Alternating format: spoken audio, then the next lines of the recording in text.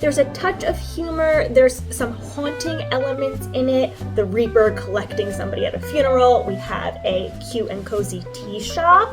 I think this is going to be the perfect book to read in the fall. This book has been on my radar for probably a year now, so let's just talk about him.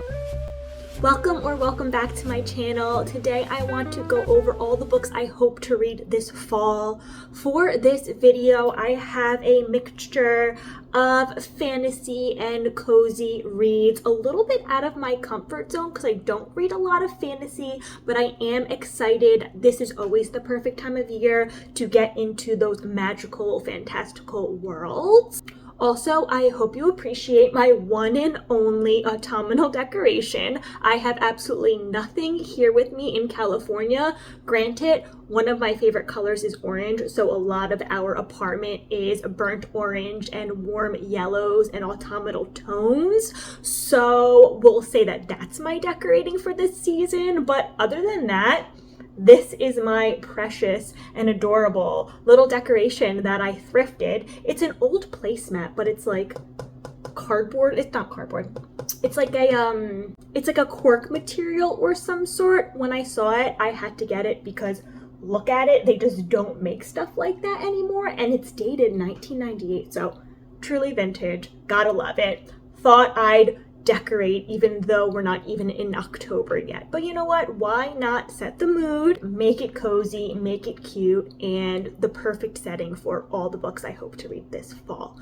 So I am going to dive right in. I have a large stack here, and I'm thinking that September, October, early November will consist of these books and probably some others. But I also know myself, and I know it's going to be like November 2nd, and I'm going to want to read Christmas and wintry books. So if I'm serious and I want to read these, I really have to get to it soon. So let's just talk about them.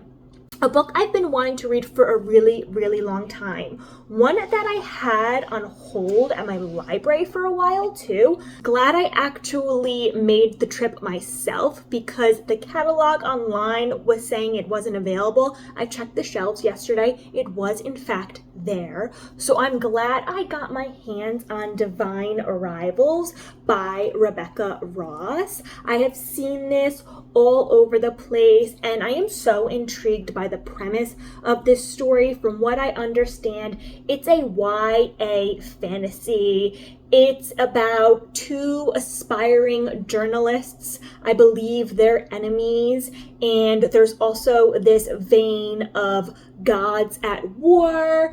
There's a series of letters exchanged, them being somewhat anonymous to one another. I know I'm not doing a great job in describing this. I think there's a lot going on in this book, but I am intrigued by this idea of two young journalists anonymously exchanging letters, and somehow the gods and fate and magic get involved in some way. I think I'm going to pick up this one first because, like I said, I've been waiting to read it for a while, and yesterday I was able to get the first book and the second book. So now that I have them both, I think I want to jump right into those. That is Divine Arrivals by Rebecca Ross. The next book I have, a book that I soft DNF'd probably, I don't know, 2-3 years ago when it initially came out. It's Under the Whispering Door by TJ Klune. I read his House in the Cerulean, I can't say that word, House in the Cerulean Sea back when that came out, I think in 2020, 2021, and I loved it. I put it on the list of my all-time favorite books. I just remember it being so beautifully written, so warm, the colors. It was a little bit odd and somewhat out of my comfort zone with the magical and somewhat evil creatures that were the characters in the novel. So I am a little surprised that I loved it the way I did. So when it comes to Under the Whispering Door, I think I just picked it up at the wrong time a few years ago because I've been thinking about it ever since I put it down. So I saw it again yesterday at the library and I thought, now's the time. This is an adult fantasy novel and there's a touch of humor. There's some haunting elements in it from what I understand. We have the Reaper and he comes to collect our main character, Wallace, at his own funeral. And we also have this character, Hugo, who works in a tea shop. So already those Halloween type feelings and vibes with the Reaper collecting somebody at a funeral. We have a cute and cozy tea shop. From what I understand, Wallace is given about a week to cross over and sets out to live a fulfilling life in 1 week. While he was on Earth, he worked in an office and pretty much stuck to the routine and the mundane and didn't live life to the fullest. So now, given this 1 week to cross over, he is determined to live an abundant life within this 1 week before the Reaper finally takes him. So definitely some spooky vibes for me. I don't read horror. I don't read anything remotely scary. So this is probably the scariest it's going to get for me. And if it actually gets a little too scary, I'll have to put it down. But I love what the flap says. There's such a good hook here. It says, "Welcome to Charon's Crossing. The tea is hot, the scones are fresh, and the dead are just passing through." What a good hook. I am certainly intrigued. And if it's anything like House in the Cerulean Sea, then I know I am going to love it. That is Under the Whispering Door by T.J. Klune. Next up, I have a classic, a book I read sometime in middle school. I'm not 100% sure. I do know that I loved it when I read it in middle school, but I cannot remember anything about it. All I know is that I really enjoyed it and I've been wanting to reread it for the past couple years. That is The Westing Game by Ellen Raskin. This is a classic children's mystery and it is a Newbery winner, so that's awesome. I love the back here. It says, "When there's a will, there's a way," and Sam Westing has left quite a will. So from what I remember and from reading the back of this book, there is a very wealthy man who dies and he leaves a will. And there are 16 random people that are supposed to be at the reading of this will. One of them will inherit the fortune. However, there is a contest and the heirs have to set out to win the contest and determine who the murderer is. So Sam Westing has been murdered, there's a will, there's 16 people involved, and there is a fortune at stake. I think this is going to be the perfect book to read in the fall. I am excited for it.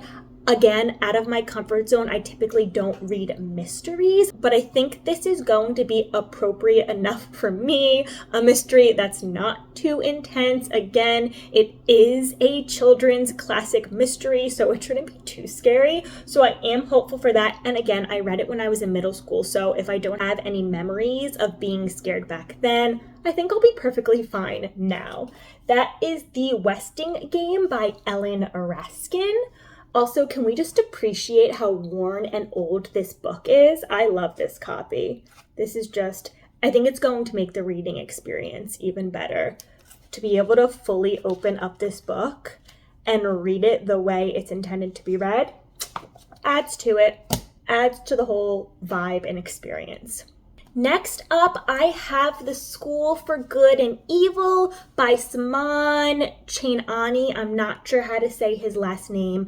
This was on my summer TBR, and I had it tacked on at the end of my summer TBR, thinking I would pick it up in the end of August, beginning of September, a good transition story from summer to fall, because it's giving the academic back to school feeling, which I do love that whole excitement of getting back into the school year. So this I thought would deliver in that way. We have so many good stories like that. The first one that comes to mind is, of course, Harry Potter, as he gets his letter to Hogwarts and begins his school year there, and that's always how the story starts. So I really want to do a reread of Harry Potter, but I'm trying to hold off for a little longer, so I'm hoping that this will satisfy that craving, that magical academic feeling in a book. It is a fairy tale fantasy,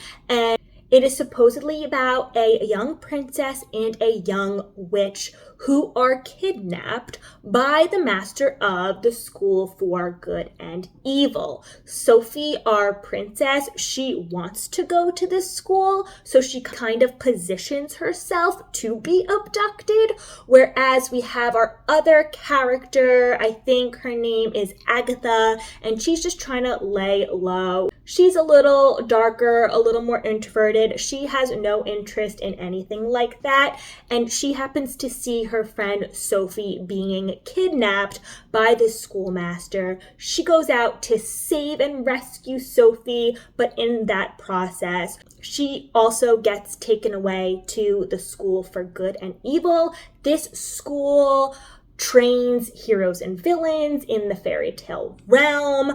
I am loving the premise of this, and it is a series, so I really am hoping that I enjoy this book, because I do have a couple other books in this series, so if I like it, then that means I can just continue on immediately and power through this series and make it my fall series, which would really be awesome because I'm needing a series like that.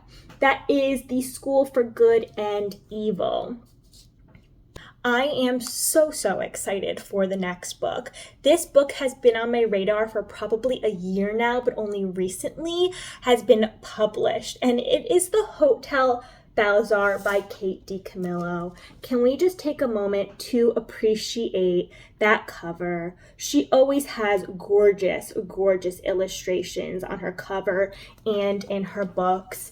If you don't know, I love Kate DiCamillo. She is my favorite author. She is fantastic. She writes children's and middle grade books, and they're always so profound, so endearing, so special and thought-provoking, and also really quick reads, not only because they're short, but because they're children's and middle grade novels. So they're perfect to just sit and read in a sitting or two, and then also to pick up again and do rereads, because most of DiCamillo's books do lend themselves to rereads because they are so deep and thought-provoking.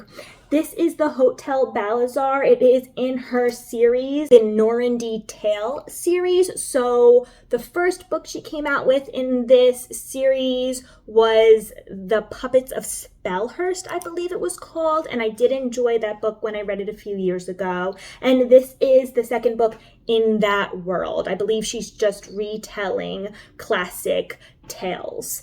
And this, again, is the Hotel Balzaar, and it's a magical tale that involves a mysterious countess. We have Marta, I believe this is Marta right here, and I don't know if she lives at the hotel or what her situation is, but her mother seems to be a maid there. It says that she cleans rooms and is up before dawn, and Marta, I guess, is just hanging around while her mother is working. So I imagine she meets various people that come in and out of this Hotel Balzaar, but this story specifically focuses on this countess that tells Marta 7 stories, and these are magical and mysterious stories, and as the stories are being told, Marta begins to wonder if any of these stories could have anything to do with her father's disappearance. So glad that there's a magical element to this book, because it makes it perfect again for this time of year. So happy that not only am I reading this new release by DiCamillo, but it's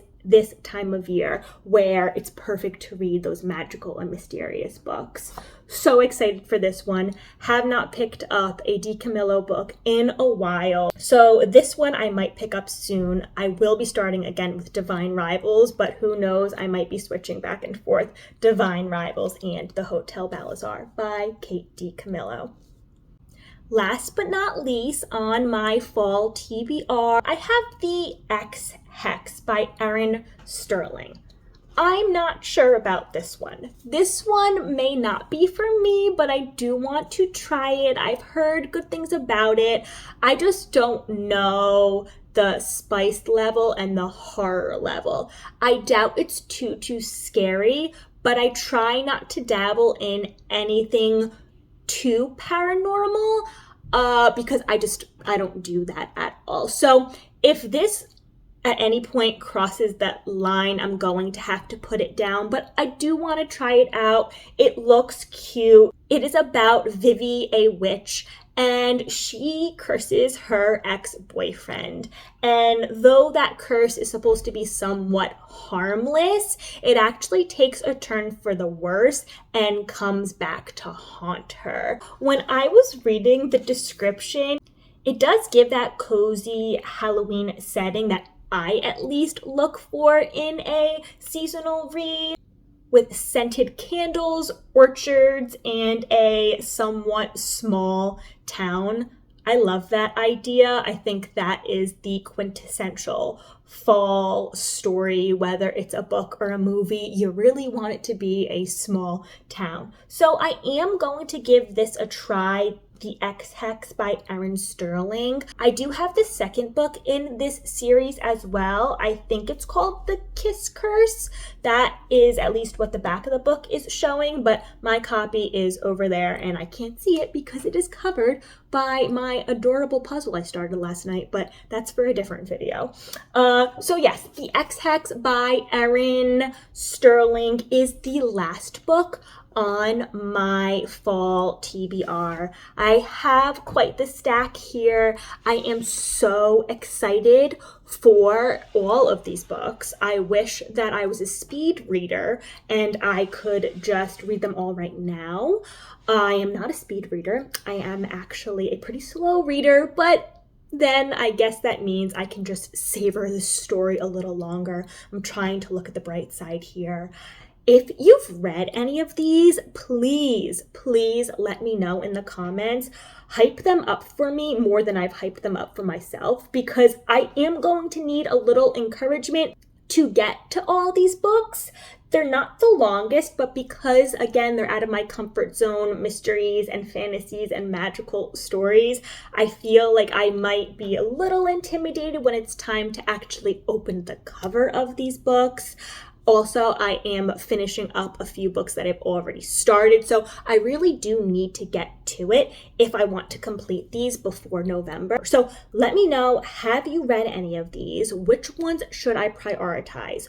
Also, let me know what's on your fall TBR.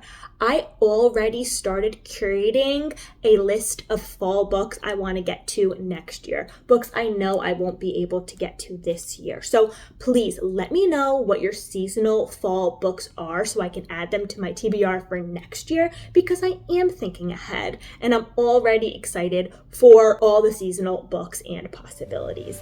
Thank you so much for watching, and I will see you next time.